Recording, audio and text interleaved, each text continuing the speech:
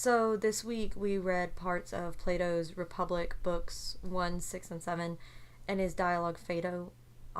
They're all philosophical works, obviously, written in a type of like dialogue, like it was being spoken. It's a lot of back and forth between Socrates and other people, but Socrates typically was the main voice in this.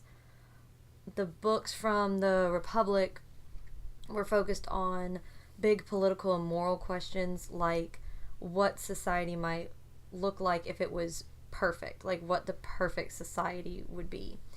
It's also where Plato gives us his famous analogy of the cave, showing how philosophers can see truth beyond just outward appearances.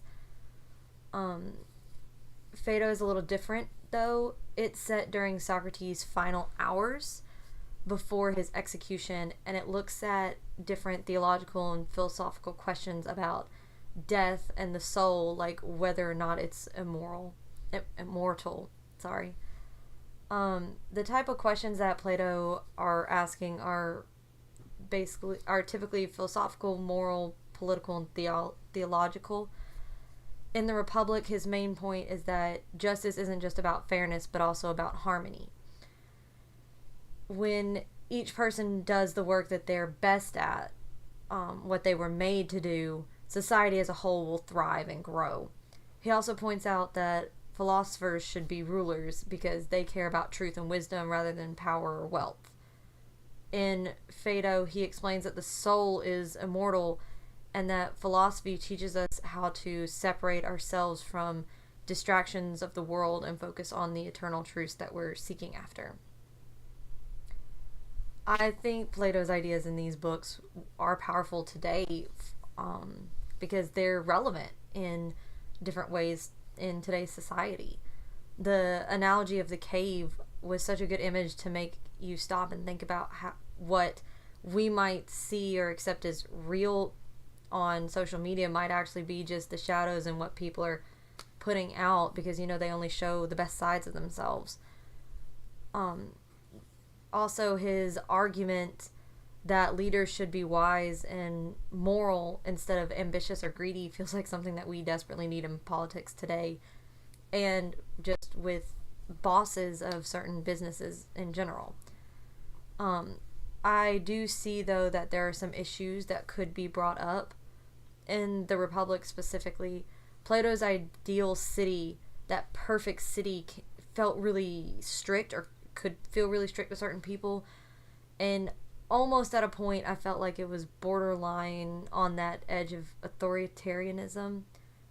If everyone's stuck in their assigned roles, where's the opportunity for personal freedom, individuality, or even growth in different areas? If we're only stuck doing one thing, we'll never learn how to do something else. And if those people who were specifically doing a job were to disappear or die off, who would fill that role? Nobody, because nobody would know how to do it. I also think that saying that only philosophers can rule can sound only like those who he deem elite are smart enough to rule. And it would lead to the question of what about other kinds of intelligence or wisdom? Are they not good enough?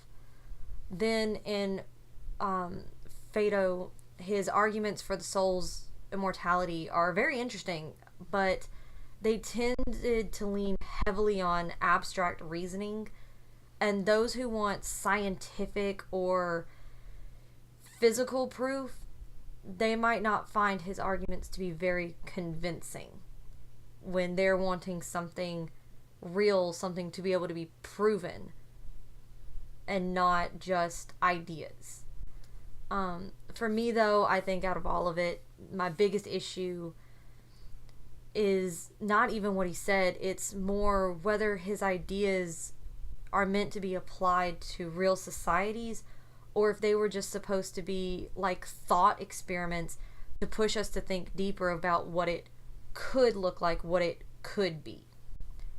And then the two questions I was left with were, first, with Plato's idea of philosopher kings, how would that look like today if we actually created a system where leaders were chosen based off of their wisdom instead of their popularity or their side that they stood for? And second, in Phaedo, if philosophy teaches us to separate ourselves from distractions and focus on eternal truths, what does that mean for how we live day to day? How are we supposed to separate that?